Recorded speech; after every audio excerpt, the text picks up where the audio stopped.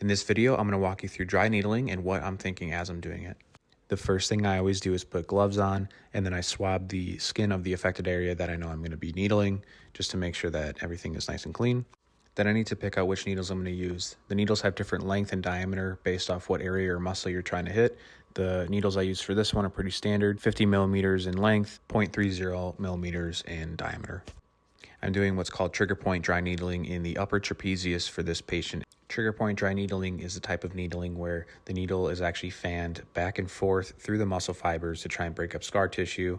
The three main things with this protocol that I always do is put a towel underneath the armpit, which is going to help me angle away from the lungs. I'm going to pinch the muscle and pull it up away from the lungs, and then I'm going to angle my needle superiorly, again, away from the lungs. And then you can see that the needle is going in, and we're going back and forth in that fanning motion.